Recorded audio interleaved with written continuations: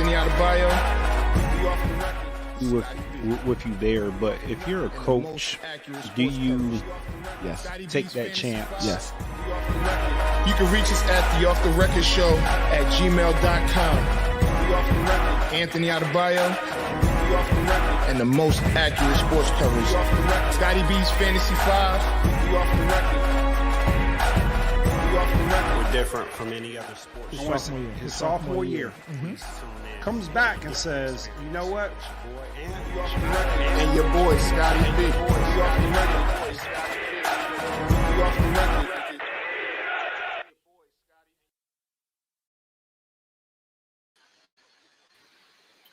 What up, man? What's going on? What's good, man? What's good? Not much. This is Off the Record. I am Anthony Adebayo. It's your boy, Scotty B. So I'm a little confused because I didn't know if you were going to come in with the horns, then we was going to say our names, or hey, you know your job, man. You know your job, man. One of your many jobs, but you know. Damn. Yeah, I am now the horn guy. Okay. I mean, Anthony Horns out to buy you. You know, you got to play them horns, man. I got you, man. What's going on, though? Nothing, man. It's I wouldn't say a busy week. This has been a steady week. Steady week. All right, so yeah, I mean, same here for me. I mean, you know, being a dad and working and coaching and everything else in between. And you know, then you look forward to talk sports, and we're here. So you know, today we got a special guest today. We got Tony Adams. He'll be joining us a little later. You know, he a professional athlete, you know, business owner, and you know, so we'll have him on talking about everything that he has going on. So where you want to start, man? There's a lot to talk about. We have a lot to unpack before we bring him on. So we got the upcoming draft. So, you know, the quarterback carousel that everybody has been referring to. I don't know if you want to start there. I think basketball is now in the full swing. The playoff picture is starting to clear up, and we're starting to see which teams are legitimate and which teams are not. Baseball has just started, so you know they're in full swing. So, like you said, there's a ton of stuff to talk about. I don't even know where to start. I think that let's start with basketball. Let's start with basketball.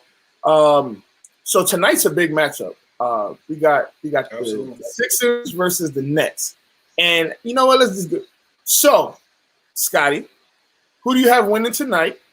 And if you think that they'll meet in the playoffs, who do you have winning in the 7-game series? I think the 76ers are going to win tonight because the Nets are more than likely shorthanded without James Harden. I think Kyrie Irving's going to play tonight, and then Kevin Durant's still on the minute restriction. I think he's out tonight. Oh, he's out tonight? Okay. And I got the Nets in the playoffs.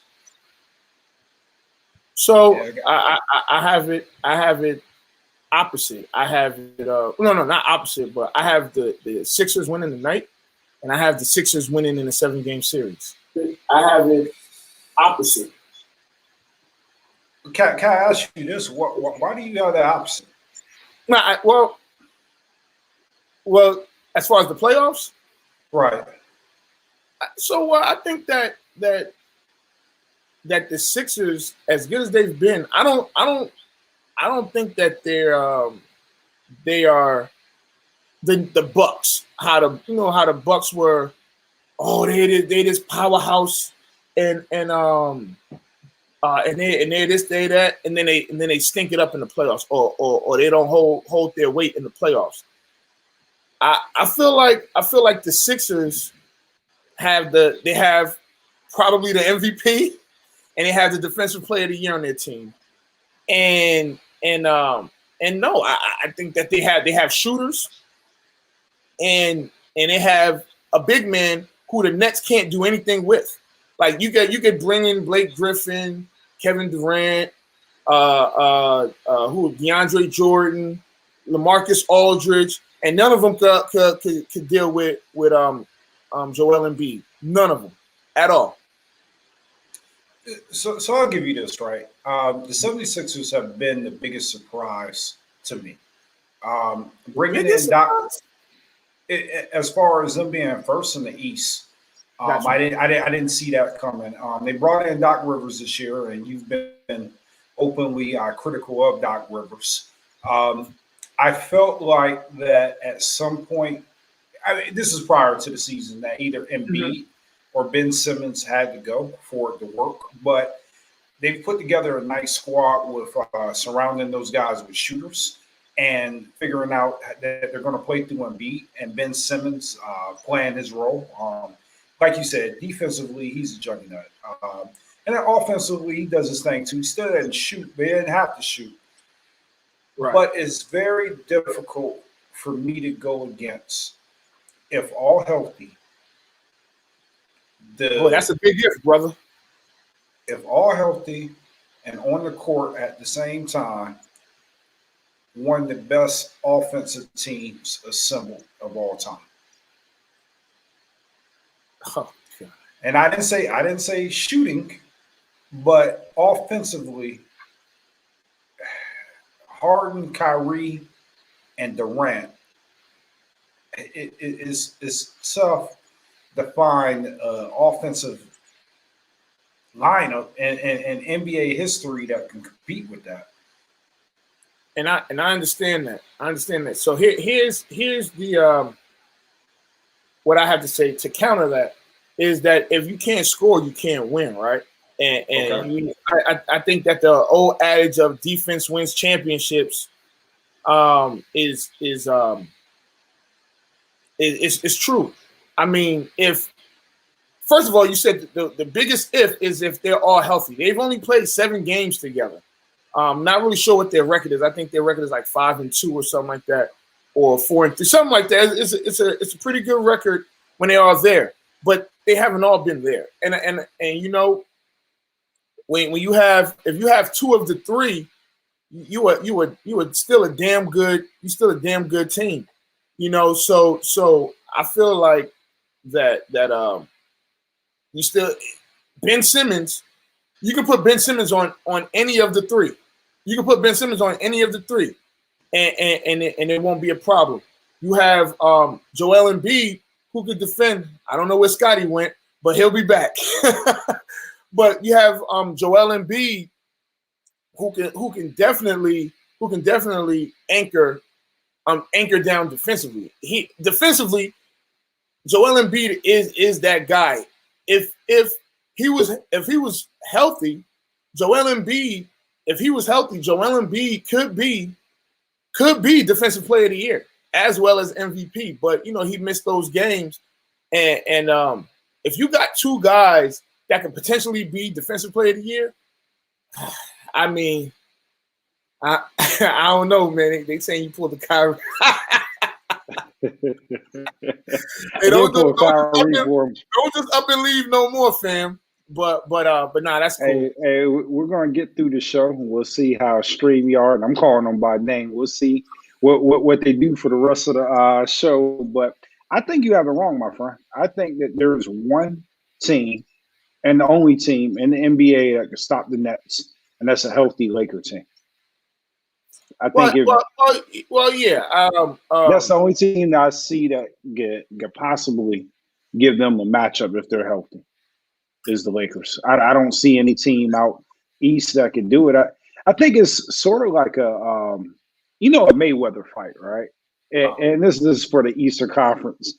And you know, like everybody, like they always build you up to this guy could beat Mayweather. This guy's got offense. This guy can take a punch. And Mayweather's never seen anything like this. And then you watch the Mayweather fight, and it's the outcome that you knew it was going to be, but for whatever reason, it just sold you. It just sold you to pay for this fight that you knew Mayweather was going to win anyway. That's how I feel about the Nets in the Eastern Conference. It's a lot of build up. It's a lot of hype. And yeah, you can hype the Sixers. You can hype the Bucks. You can hype Miami, or whoever else you want to hype. I see Atlanta's in fourth. You can hype them, but it's not going to matter if they're all healthy and the playoffs comes. So what you're saying is that the Nets got the East on lock, how Cleveland did when LeBron was there. Yeah, absolutely. Well, here's the thing. KD ain't no LeBron. He great. He a great player, but he ain't no LeBron. Come on, stop it. Stop it. KD is no LeBron. What does that mean? Meaning that no matter what team LeBron's on, they're gonna somehow find a way to get to the finals. No matter what team he's on, they're gonna find a way to get to the finals. Yeah, but I don't know if we can say that about KD, even with this team. So right, this Nets team is not a LeBron-led team. And what I mean by that is, yeah, LeBron's had some superstars, but a lot of the times he's carried a lot of the players. You know, I'm not going to say he's carried a lot of those teams. A lot of those superstars that he was with at some point got hurt. Like I'm thinking of the year that Kevin Love and Kyrie Irving wasn't played. LeBron had to carry them. When he got to Miami, yeah, Dwayne Wade, he was still good, and Chris Bosh was still good, but Dwayne Wade was injured a lot. So LeBron would have to put that team on his back. And KD, he's not going to have to do that. I mean, James Harden and Kyrie Irving, it's going to take like a workload off of him. You know, and no matter how much teaming up LeBron has done, at the end of the day, he's had to shoulder a lot of that workload on whatever team. I don't think KD's going to have to do that. Which I mean, and I feel like that proves my point too. How does it prove your point? I mean, because he can't. So you're saying that because he doesn't have to carry the load, is going to make life easier for him, right? Yeah, absolutely.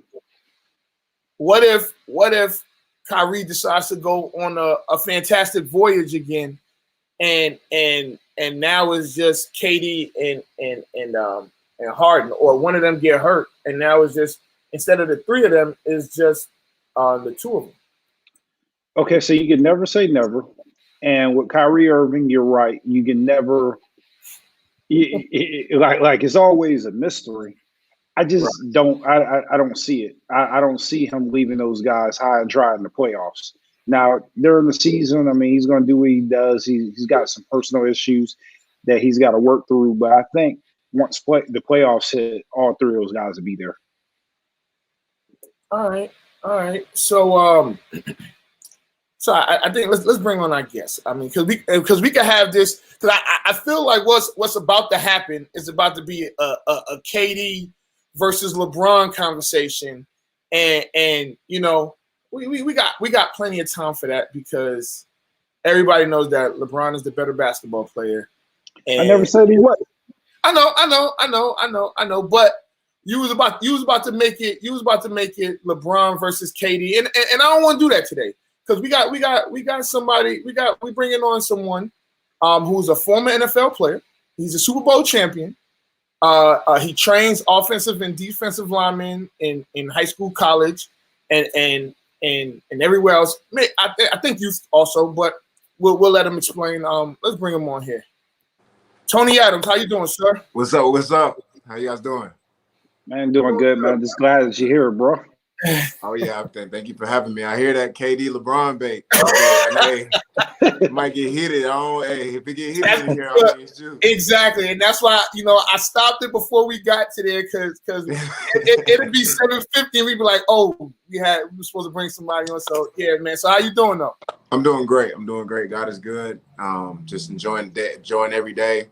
Been coaching recently, so I've been just came from practice a couple hours ago. So that's a new experience for me. So it's been very insightful and enjoyable too, coaching, especially younger kids, high school kids, and everything else like that. So I'm great. God is great. So let me ask you, Tony. I assume that you're an NBA fan. What do you think about the East? Do you think it's going to be the Nets, or you think it's going to be the 76ers? Yo, I'm from Boston, so I'm a Celtics fan all the way, baby. You know what I'm saying? Regardless if they 500 right now, I'm going for the Celtics. But to be realistic, if you look at the front court and the back court of the Nets, they have a really good squad. The 76ers, they're number one in the East from what I've been hearing. I haven't been following too much on them, but from what if I looked at the Nets to go to the finals, the way that Andre Drummond was little boying LaMarcus Aldridge, there's no way. I don't think there's any way that the Lakers would be able to. I mean, I'm sorry, that the Nets will be able to win the championship if they big men is, you know what I'm saying? Because Blake Griffin, all them boys is getting a little older, so it's gonna be a little tougher for them. But if the 76ers with Embiid and like if they stay cohesive, and they don't start feuding like they did from what I heard. I think at the tail end of last season and maybe early this season, I think that they will have a good run into win the championship. So Tony, out of curiosity, do you know how many points that Blake Griffin is averaging? I do not know. I heard you mention that he's getting a little older. I don't know, Anthony. You want to speculate how many points Blake Griffin is averaging? So moving right along. I know, right? Dang. The reason why he brings that up is that when the Nets picked up Blake Griffin, I said that he can average. Did I say 10? I said 10, right? I said about 10 points a game, and Scott said he'll average 5 points and 5 rebounds. And anyway, let's move on because I don't want to talk about that because because Scott, there's still a lot of season left. Yeah, that's true. And he can go on a tear at any moment. He can go on a tear. Yeah. But he had a game where he showed flashes. He had 13 points in one of his games. All right. Anyway, so Tony, you so you let's start with NFL. Yeah. Your experience there, when you started, and all about it. How was that experience for you? It was an incredible experience. From draft day, even though I didn't get drafted, to even playing in like the minor leagues, which is like the XFL, AAF. But during that stint within the NFL, it was, a dream come true. It was surreal. I did feel a lot of pressure though, because it was something that it's a profession, it's a business. So it turns up on you real quick. It's not the regular college ball that you played. Right. And I started in college as a freshman. So that wasn't the case when I got to the league. I still try to perform that same level and then even higher. But, everybody's some dogs up there. You got some real beasts up there, and but it was incredible, though, just getting to see how a lot of different programs run and organizations run. I was on 3 different teams, and just seeing how there's a lot of similarities but a lot of differences, and getting to meet players that you just see on TV all the time, but you in the locker room with them just chopping it up. That was surreal too. But with the Jags is way different from Miami, but like it was interesting. The lineage of each team had a coach that coached with each other somewhere. So You saw a lot of similarities. Jags is crazy though. That was the hardest NFL training camp, people say, in the world, because it's the league. You feel me? Like it was, we had full pads every day. You couldn't play no music in the locker room. You could barely play games and this is during training camp. This is where my life is like all in training camp, and it was a wake up call. Like this is serious. Mm-hmm. Like they do not play, and I knew that coming into it. But you would hear rumors that they would kind of take it easy on you in the league just because you already know how to play ball. Like you've been playing for a minute, but nah.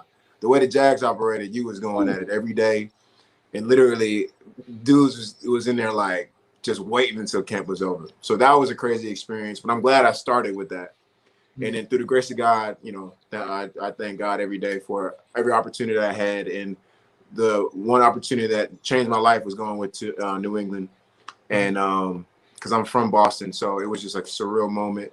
Being in there, getting signed week 15. Bill Belichick calls my name in the meeting room. I say what's up to Tom Brady. And then I stayed for the rest of the season on practice squad and win the Super Bowl with him. That was surreal. Nice. And then Miami was just, Miami. You feel me? That's something. Miami's something different. You know what I mean? So, but that was a great experience too. The Coach Flores, he came from New England. So, right. I appreciate him for bringing me on. Another offensive line coach there that I was with in previous at Jacksonville. He brought me in too. So, that it's a connected. You're a lot of it's connected. It's talent, but also at the same point in time, it's connections. I'm sorry, I'm doing the bootleg version. No, you good. No, you good. Scott has way more problems than that, so you're fine. Yeah, all right, man. Me and Scott on the same. All right, man. I'm good. Yeah. I'm pretty sure at some point in this call I'm gonna have to exit again. But okay, so you said something else. I was like, yeah. I thought I did something wrong. I'm like, but I'm not the host. I'm straight. All right. But yeah, like that was surreal in Miami, and getting to be there and getting to be in the city, getting to see it like that. Every team that I was on is what I prayed for. So I'm very thankful how God just has been moving in my life. So the experience was incredible, just to say it all. So I got a question for you, right? All right. Yeah. So you played for New England, you played for Miami, and you played for Jax. Yeah. As a person that isn't in the league, you would make the assumption that the Patriots locker room or the Patriots training camp would be so much harder than the Jags. What was the difference in the training camps? What made the Jaguars training camp harder than the Patriots? So I wasn't in the Patriots training camp, but that's a great question though. Okay. And it's really by who runs the operation. How do they do it? Even though I wasn't in training camp with the Patriots, I heard that it's very similar. And so that was the year. Do you remember the Jags played the Patriots in the NFC, the AFC Championship? Right. That was that same year where Tom Coughlin, which is he was the head coach of the Giants and won 2 Super Bowls with them. Right. That was the same year he was a general manager. Mm-hmm. So he had a lot of say on how to run the operation. So apparently the teams that have that kind of mode, I would say Tom Coughlin ran his more like a military mode. You know what I mean? And I think Bill Belichick, from where I was in the season, not training camp, but in the season, he's just a grind mode. Like Tom Coughlin is military and grind. This is just all speculation. I don't know. I haven't talked to him first off, but if I can relate it to something, I think Bill Belichick, you're just grinding because we squatted heavy. Like even though we were in the middle of the season, we squatted like 85% during the season. Yeah. So like we would dudes are strong. So they was putting like 500 on the plate, 500 on the bar, busting out 2 to 3 reps. But you could tell that our legs lasted longer at the end of the season. You know what I'm saying? You notice how the Patriots always usually last a little longer throughout the end of the season? It's all like a science they broke it down to. Now, Tom Coughlin, his is also a science, but his is just militant. It's just like, we're going to run it this way. This is how we're going to run it. That's how I felt. I don't know if that's totally true for everybody, and it wasn't bad. I think doing that too also breeds winning. So none of that is like a negative connotation, but it's just how people run stuff. Miami, when I was with Coach Flores, it was his first year. He still ran it very similar to the Patriots, but you felt like it was a little loose. You like it not loose, but you felt more comfortable being in the situation. Also, it being that it was my second or third year in, I felt more comfortable just being not a rookie anymore. I'm actually like a guy that may have a shooting chance to be a big part of the team. But you could tell that throughout that time, Brian Flores, like he got like you could still win throughout each and every one of those types of programs. Right. It was dope. All right. So all right. So you move on from the NFL. Yeah. And now and from there the next point in your life is if I'm not mistaken training. Yeah. Yeah. So you're training offensive linemen and defensive linemen. Yep. Yes, sir. And so how is that transition from going from being a player and you getting trained to now being the trainer? I think it was dope for me. And then how I got into it is that my father, he develops wrestling equipment, like wrestling dummies that you mess with. So we've been able to kind of transition his wrestling dummy into a football training device. So that's how I started even going into it to say, I can't just display this training device and not know how to really train people how to play the sport. So I was like, let me go ahead and start out the basic way. Let me go ahead and start training kids. Let me see. I really want to see if I want to get into it anyway, you know, and that I think that level is how you really can tell if you're a good teacher. Because, you know, if you can't teach it to fifth graders, or you can't teach it like you want to teach to fifth graders, you're not really explaining it right. And so doing that, I fell in love with it because you see the improvement each and every week that you see these kids, you know. And then also with my father's invention, bringing it into the football world, that was just cool. That was just something I was like, this is something that can actually help kids develop and train and get better at, like if they use this along with the things that we're telling them. And I've been under coaches like Dante Scarnecchia, Coach Flats is from the Jaguars, people, and then Coach Ledford, he's with the Atlanta Falcons, that have taught me some very valuable lessons in how to win your blocks, and whether it's run blocking, pass blocking. So I take little pieces from all of them because they all have very delicate ways to make sure that you'll be able to win in any situation, whether it's, you know, double teams, pass blocking with a 3 technique, a nose. If you want to get like a short set, you feel me? And there's different ways to do everything. So taking my bits and pieces that allowed me to win in that situation and telling them to them kids, and then seeing that it actually works for them and they can get the understanding in that just made it even better and more fun. So that's something I really enjoy doing. Now I took it into coaching. Now I'm a high school coach. I kind of plan on working my way up. I don't want to just start at the top. I want to see how I can do now to see if I like it, and then kind of go through levels and see how far I can go. So coach in high school, did y'all play? Y'all didn't play in the fall. Y'all played in the spring, or y'all played in the fall? Yeah, we played in the spring. So yeah, we 7-0 right now. You feel me? Damn. You know what I'm saying? You know, Martin Park High School in Charlotte, North Carolina, and we're about to go the first week of playoffs. So yeah, so it's been pretty nice. It's been pretty good. All right, Scotty. Yeah, so have you seen a major transition in the athletes when you were coming up and the newer athletes? And what I mean is like a difference in like their motivation. That's a good question. I haven't seen a difference. And it's, to answer that more in depth, it's more of a surprise to me because we didn't have much of an influence on social media as they do. So I would think that their intentions are different than ours.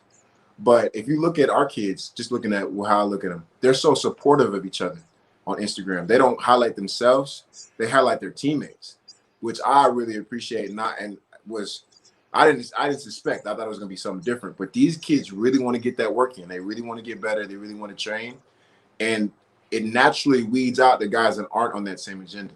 You can tell that those aren't the guys that are with the team. Right. And offensive line wise, you already know that.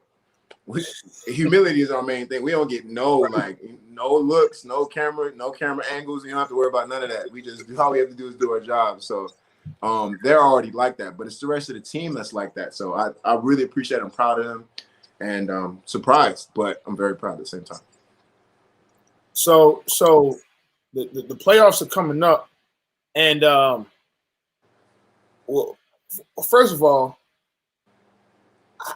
what level of competition do you guys have as far as like, are you guys at the bigger schools or one of the smaller schools? It's 4AA. It's the highest in the highest. Okay, all right. And I know, because I know like where I coach at, like it's normally about, there's a ton of teams that make the playoffs. This year it was like the top 4 in each region. Yeah. And so with that, I know the mentality had to change because they were playing in the spring instead of in the fall. Yeah. And it's almost like the opposite, because when you're playing in the fall, it gets hot to cold. Yeah. And now it's cold to hot. And I know the kids that I coached, they showed, I was personally surprised too by how many of the guys showed up, because it was like 20-something degrees. Yeah. Sometimes, and we had to be outside. So did you have a tough time with those guys with that type of transition, going from cold to hot, instead of vice versa? That's a great point too, man. Like we were actually talking about that the other day, saying like in playoff time you have to start putting the sweatpants on, you start bundling up. You know, right now it's getting warmer, but I think it's more gratifying in the spring because you have to start out when it's a grind. It's cold out there. You don't want to be out there. And like I remember being a coach, I'm not moving around. So this time I'm like, damn, I need to go home. Like it's too cold there. It's too cold. But I think it's more gratifying to them, especially it being that we've been successful in the cold. And it was something like when I was training the kids too, I was training them like throughout the winter because they didn't have any football season during the winter.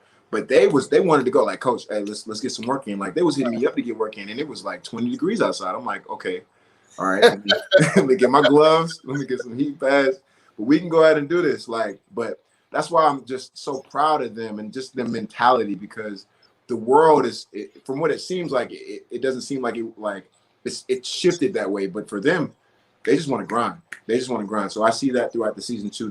I think they like that it's getting warmer too, but now it's getting hot. They got to get used to the heat now. Right. You know what I mean? Instead of the cold, like, because the heat can get you probably worse than what the cold can. Right. So real quick before we get into the winner of the week,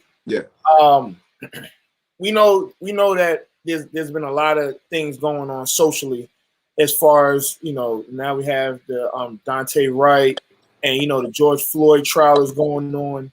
Do you guys talk to the kids about all the things socially that's happening, or how do you guys approach that?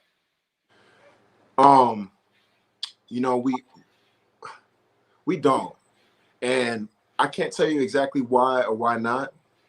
I feel like right now it's a very touchy subject, and there's so many different how do you say, backgrounds of kids that you don't know what you're going like, especially like, because it's a diverse school. You have Black, white, Hispanic. You don't know what you're going to touch. Like, you just know that regardless of what's going on in the world, we stick together. You know what I mean? Right. And we, in college, I can say for sure that we did have meetings on definitely how to definitely what the situation was, how our coach felt about it. Like, I understand that he did that. And I appreciate that he did that. And he would bring in police officers to say, like, these are the cautions for what you do this and that and the third, like detailing for us and for them how people should act. And they were more on the side of police officers, but also giving us direction. And I appreciated that. I think that's something that we should do.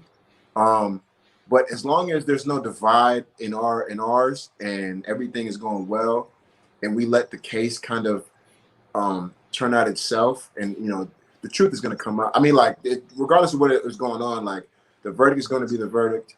And for what's going on with that, like, it's not necessarily right. Like, it's not like you can't mistake a taser for a gun.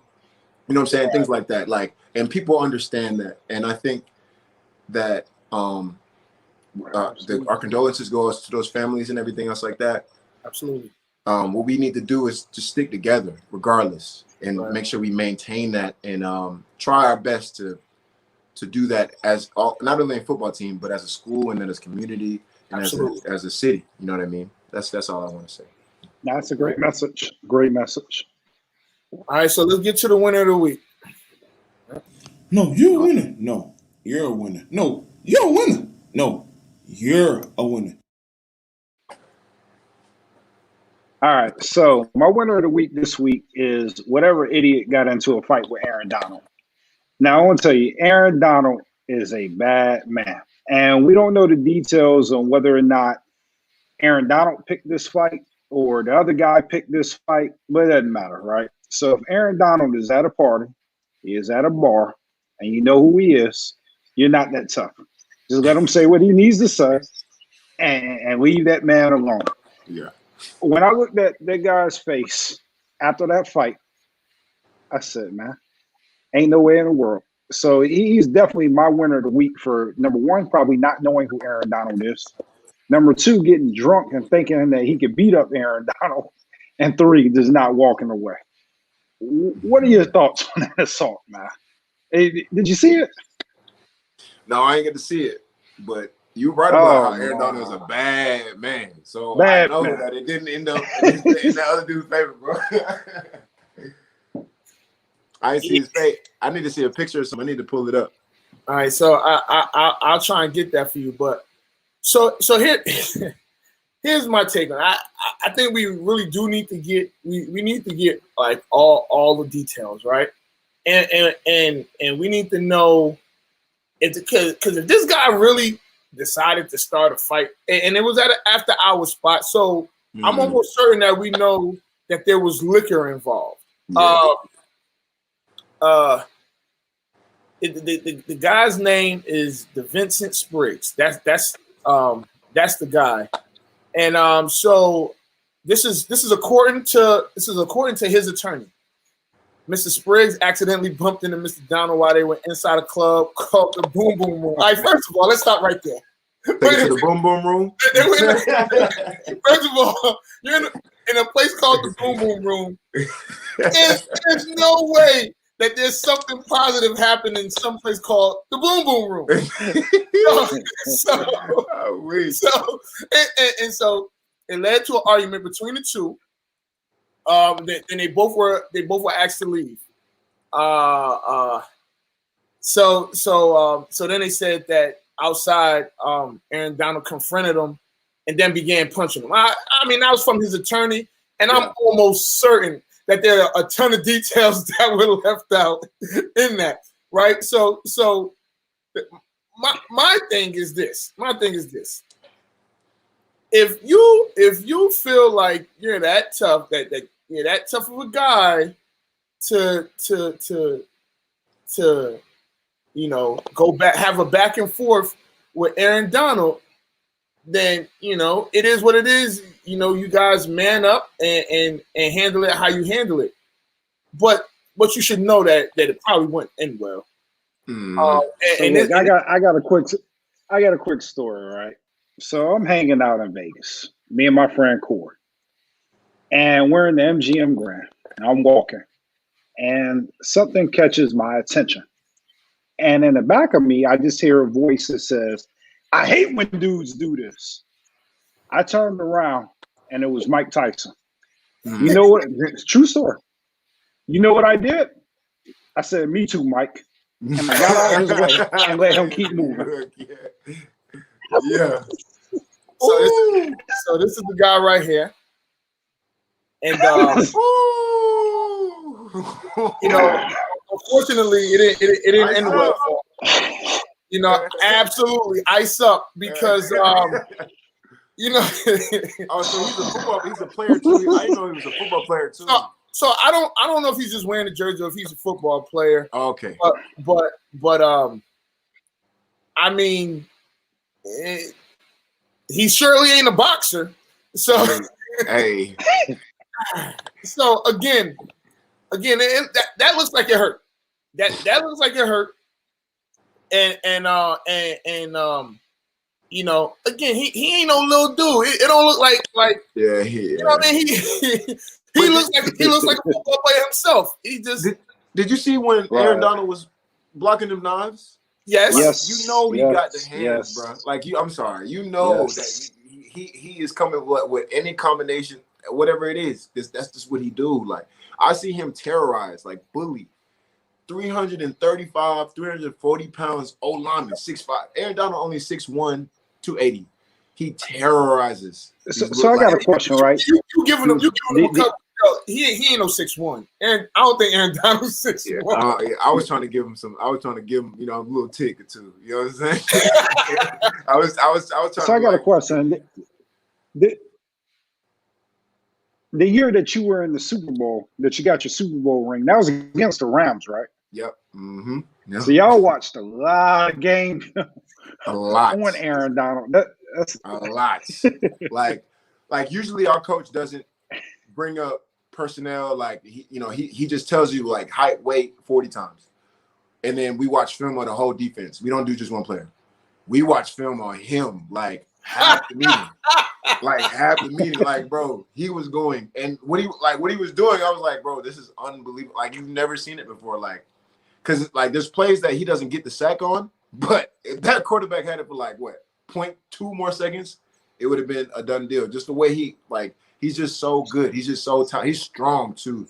Even though he's not as big, he knows how to use his power like nobody else. So shouts out to him. You know what I mean? You feel me? If I would have went against him, I would have put up a fight just like old boy. You know what I'm saying? At least put one up, but shit. I mean, and with that, I think that just based on the story that his attorney told, that could have been avoided. He could have avoided it because should have walked away. Yeah, I mean, and granted, Aaron Donald probably should have walked away as well. Yeah, right. Yeah. He probably should have walked away as well because he is who he is, and you know, it's he has the bigger check, right? Yeah. So it's almost like a lose-lose for Aaron Donald, no matter what. So I feel like this guy could have really like. It's when keeping it real goes wrong. Yeah, absolutely. It's funny too. He looked like a player, like, and he looked like a D lineman. So he probably, like, this is all speculation. But it seemed like he was probably talking smack to Aaron, like, I know you good, but I'm better than you, like da da da. And apparently Aaron wouldn't have like that's speculation. I don't know, but that's what it seemed like, and that's hard. Like if he's spitting off at the mouth too much, like all respect to like people who can turn away all the time.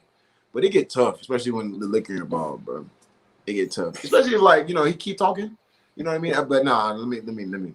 Oh, hold on. There's even more now. Oh, okay. So I allegedly I guess he didn't know it was Aaron Donald, right? Really? He told the cops that him and he bumped into a male, accidentally bumped into another male at the bar, and then the male confronted him verbally. He says that male and another ended up punching and kicking him. So now he got jumped. And you know what? As fast as Aaron Donald's hands were on the joint, it may feel like you're getting hit by multiple people. But here's the part that was left out that his attorney didn't bring up. He did admit to throwing a bottle of alcohol, but didn't hit anyone.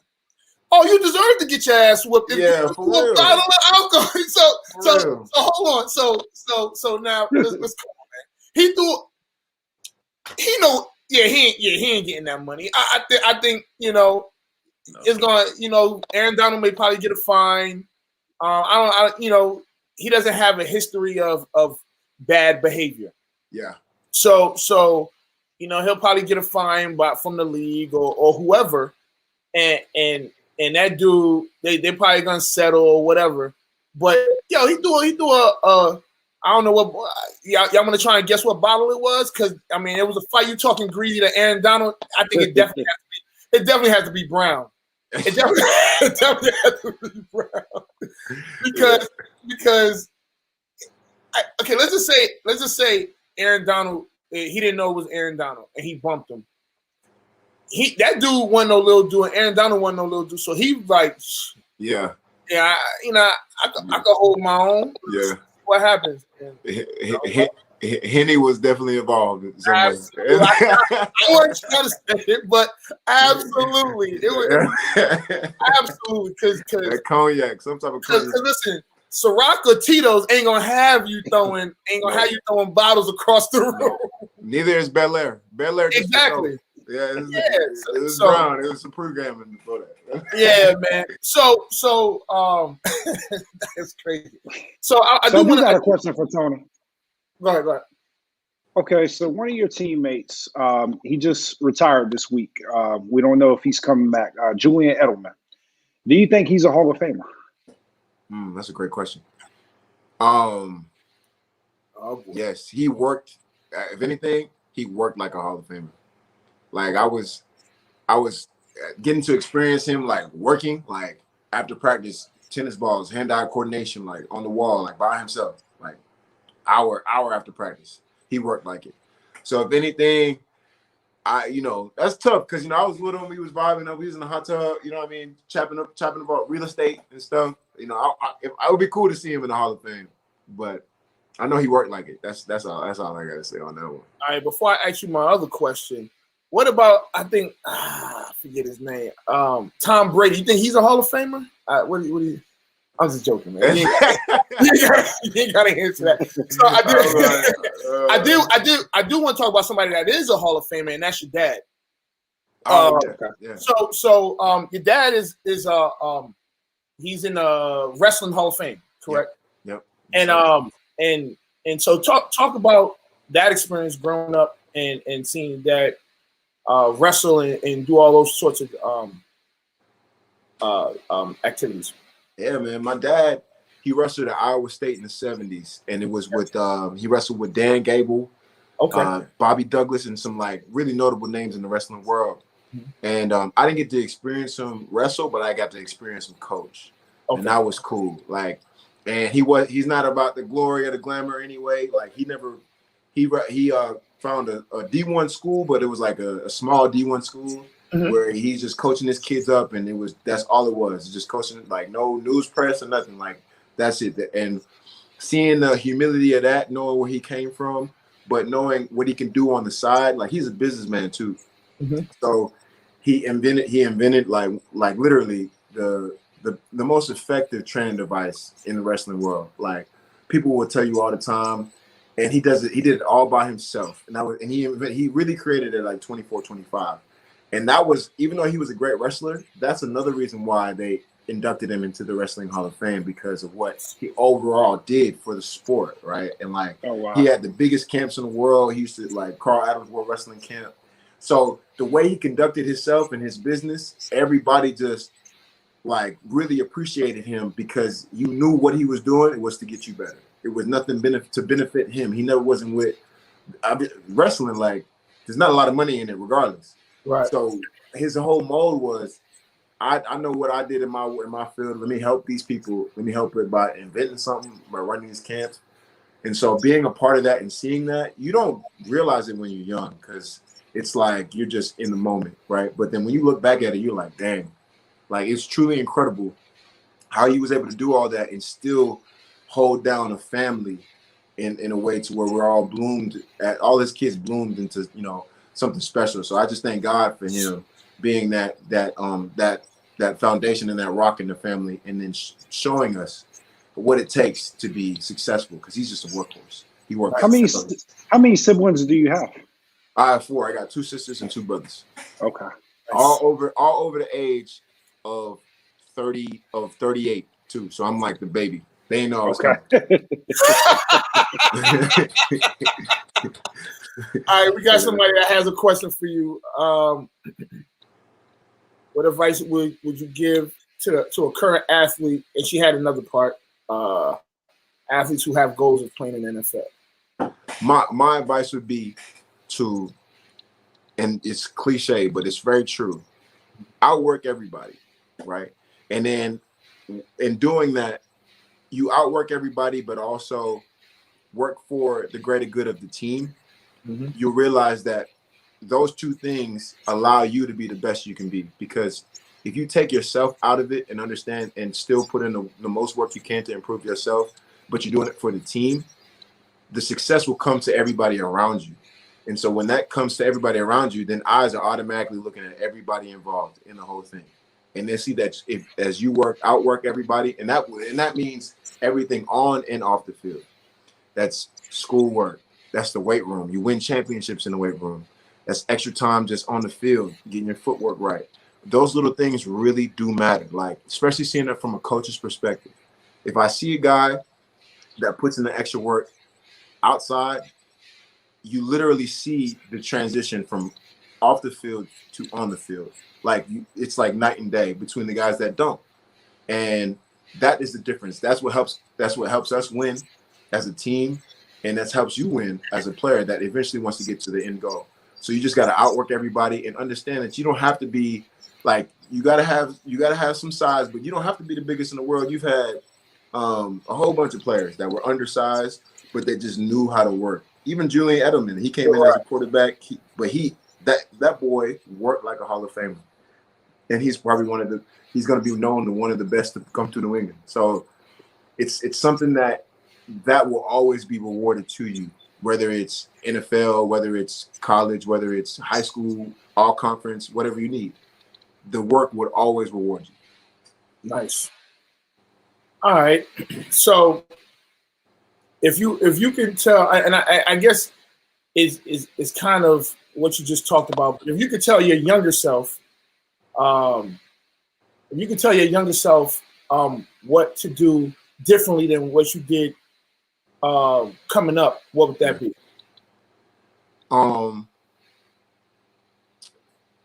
Man, that two things. Don't overthink it. Just do it. The second thing would take your pride out of it. I noticed when success came that I was getting prideful. And as soon as I did that, success left. And as I realized that humility is what gets you to the point where you outwork everybody because you don't feel sorry for yourself. You want to do it for more than just you. That's when the work comes in. And then really giving glory to God in that too. Understanding that if you take the pride and the glory, he'll take it away from you like that. And I witnessed that firsthand, just from what it was. I know what happened in that sequence. I know exactly how my mentality changed and my play changed directly after, right? So that's what I would tell my younger self is to don't overthink it and stay humble. Stay humble through the whole process because you don't know what can happen. Nice. And if you do that, success will find you. So I got a question. So right now you're a trainer and you train a lot of athletes, young athletes, and you're coaching too. Do you see yourself going down the coaching career path, or do you think that you're just going to stay focused on training? Oh, that's a good question. It's funny too because when I train, I feel like I'm coaching. Does that make sense? Yep. And what I mean by that is that I use schematics in my training. You know what I mean? I go through scenarios and situations like every good trainer does. Like that, I feel like in order to do that, you're a good trainer. But I just feel like there's so much you have to be serious about training. You have to feel like it's a game situation in order for it to be a game like training set. Like you don't waste time just doing some random stuff out there. You do it because there's specific actions and specific movements in order for you to be a successful player. So when I do that, I put them in a whole situation in that, you know what I mean? Like, and I really enjoyed the playbook because I was terrible at it when I first got into the league. But it made me love it at the end to understand that if you know where to go, you're basically 75% of the way there. Now you just got to know how to play.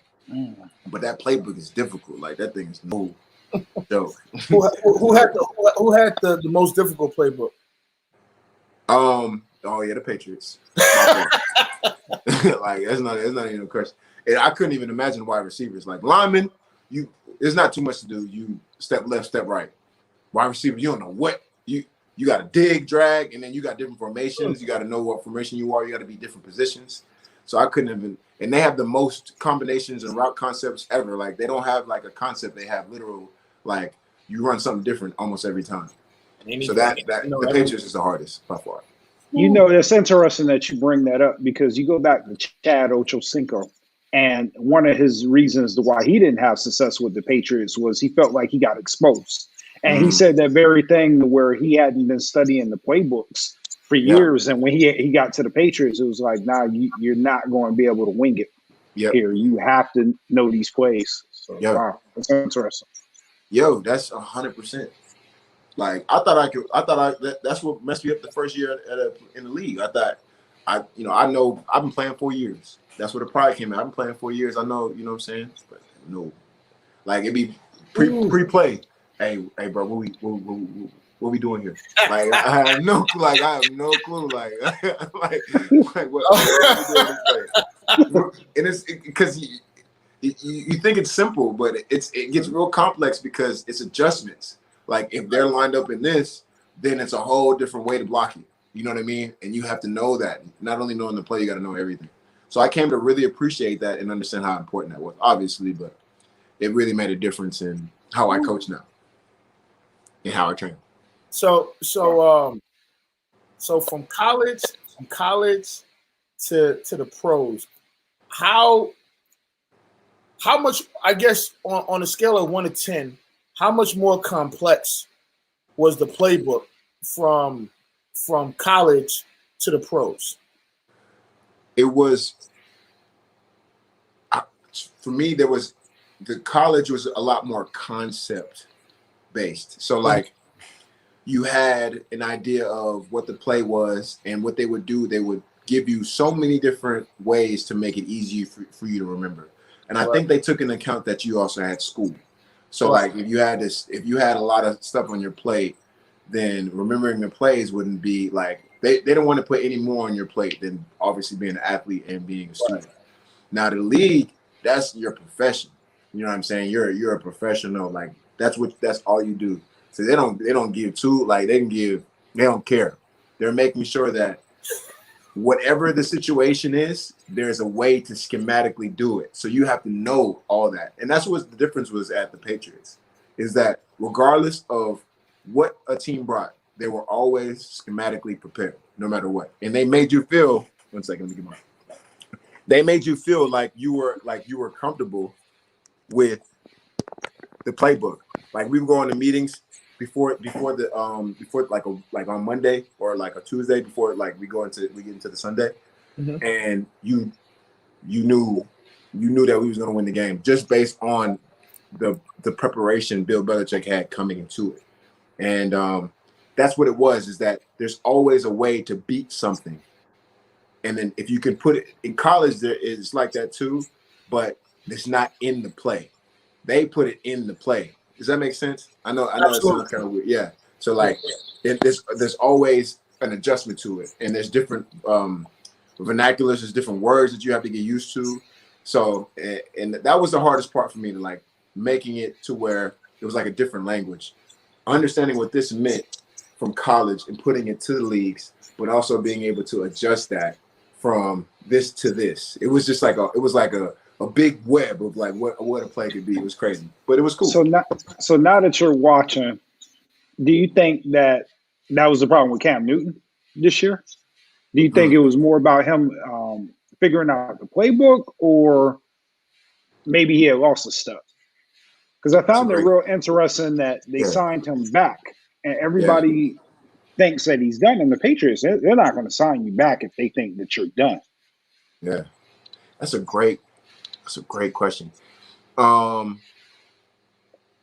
couldn't tell you. I'm not in the locker room, but you could tell that he did not throw. I don't know what his game style is, because you could tell that when Tom Brady was with the Patriots, there would be a lot of underthrows. Nothing really over 5 to 10 yards for a certain amount of time. Then we go a deep ball, just based on personnel. And I think that's what it was for Cam. I think personnel wasn't there for the wideouts, even though we did have good wideouts, there wasn't a threat that was a deep threat and a short threat in the slot. They had Jacoby Myers, which is my dog. He went to state. He played excellent. I was rocking with him heavy, but there was no other threat to throw them off. So if they take care of the under routes, it's hard for the scheme to really play off. And then if you don't have a deep route, you know what I'm saying? That's just in my opinion. I'm not sure if it was the plays, but it's tough transitioning. That's a good question. All right, so it's almost time to get out of here, and we do hear that you make beats. Is that still true? You're a music guy. Oh yeah, you feel me? Yeah. So we talked about it earlier. Behind the scenes, about we have our music battles with us and our friends from school, and yeah, man. I mean, maybe one day you could join us. You know what I mean? But it's it's always people talk about like, yeah, I can, because ultimately you're like a DJ in these battles. You're a DJ, and you pretty much got to get the judges on your side. You got to find a way to get the judges on your side. Yeah. And so I think that actually would be kind of unfair if you were to like play some beats that you actually made. You know, now that I think about it, maybe you could just watch. but nah, you know, we'll definitely, but yeah, we definitely have fun with music. I think, I know you said something about like during camp there was no music, and I know me, like when I played and everything, like music is everything for me. It's like that's what kind of like gets you going. And I know I'm not by myself. How do you I guess incorporate music with the trainings, with practice, with working out yourself? How do you incorporate the music that way? Oh, I want to bump it as much as possible, you know, and just because it's to me it's just like a release. Like you kind of let go of what you're doing. You might want to listen, you tune into the music. Mm-hmm. Lately, I've been not listening to music to kind of test my mental, like to test, like, you know, can I do it without it? Right. And you can. It just makes it better when you got the music with it. You know what I mean? Right. And I try to do that for my kids as much as possible. I bring out the boombox all the time, and it's like it's a whole big field. We outside, right? Like, everybody hearing the music, everybody going crazy. So it's I want to implement it as much as possible. I try to make it clean because, you know, I got younger kids. Yeah. But they love it though. It's just and then you get to listen to new types of music that the kids bring to you too, which I like too. They get to bring their playlist. I don't like their playlist, but I'm straight. So I will warn you about the Battlegrounds, right? It is ultra competitive, and not so much from the people that you're competing against, but like if you lose in there, it does something to you. I haven't had this. I have not had this feeling since I played sports. Yeah, but it's crazy, and the crazier part is we do it for free, right? So it's no prize, it's no money attached, and literally it's supposed to be fun and games. But when people lose, and myself included, it's like it takes over your like body. Yeah, it's like a totally different experience. So if you are looking for that competitive edge to get back into that, I would encourage it. All right, man. That's cool with me. I set myself up, y'all. I set myself up for that one. Welcome back. Now, we're gonna have to Aaron Donald StreamYard after this. We gotta pull Aaron Donald. Oh, hands in them boys, man. Yeah, man, but I don't know if Scott said it, but man, we definitely appreciate you joining us today, man. You know, you family now, so whenever you want to join us, come back on the show. Hey. You definitely got an open invite. We actually have, we have a 200th episode coming up next month. Wow. Where we're gonna be recording live. So I give you a little bit of a recap on the show real quick. We normally record in DC. Okay. We were recording in DC. The pandemic hit. They shut down the studio. We were like, what are we gonna do? We ended up, going virtual. And although I talk to Scott all the time, and he lives close, we do it this way. I think that it helps us with the guests, so everybody doesn't have to travel to DC. But I think we're sick of you see what happened today. We're so we're gonna go back to recording live, and we'll still have people join us virtually, which I think that brings a different aspect. But our 200th episode will be our first time recording live since March of last year. Wow, that's dope, man. Yeah. Wow. So and when we're in the studio, we incorporate music. Hey, you feel me? Hey, I might have to come to DC. Hey man, hey man, hey, you're more than welcome, man. But yeah, again. So I did tell him if he wants to channel his competitive spirit, he can join the BG. Yeah, man. Hey, listen. Hey. You thought the NFL was rough. Hey, Scotty said it's in his spirit. Like he said, it's in his spirit. I was like, all right, absolutely. I've known Scotty over 20 years.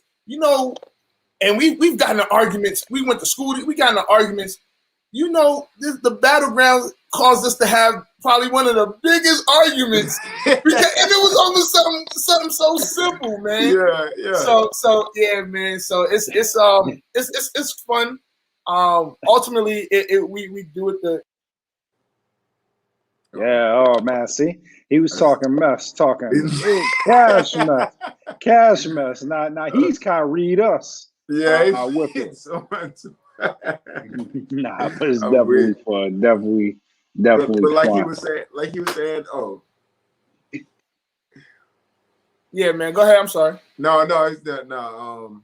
I just appreciate y'all having me on. Like, this show is so dope. The versatility, like conversations. Absolutely. Thank you so much for having me on. Like, God bless. Like, for real. Like, thank you. Same to you. That's dope. Yeah, I appreciate you, brother. Absolutely. All right, I didn't mean to say it like I'm leaving or something, but like if you have any more. Oh, nah. No.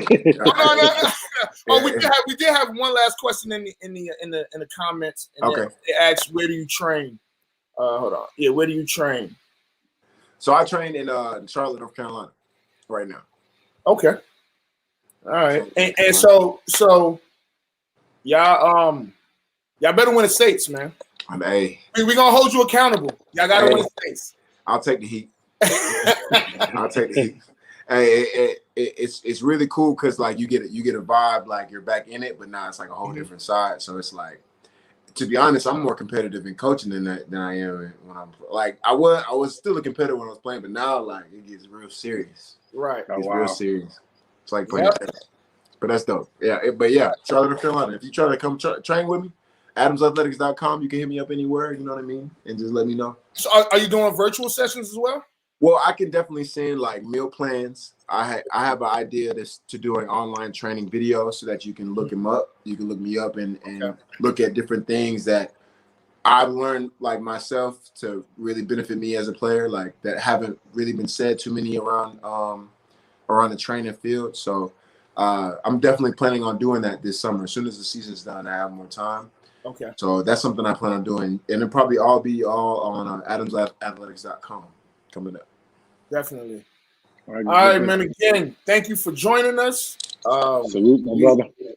Greatly appreciate it. This is Off the Record. I'm Anthony Adebayo. It's your boy Scotty B. And we got Tony Adams. Thank you for having me. Definitely. We out of here. Anthony Adebayo. With you there, but if you're a coach, do you take that chance? Yes. You can reach us at the Off the Record Show at gmail.com. Anthony Adebayo and the most accurate sports coverage. Scotty B's Fantasy 5. We're different from any other sport. His sophomore year.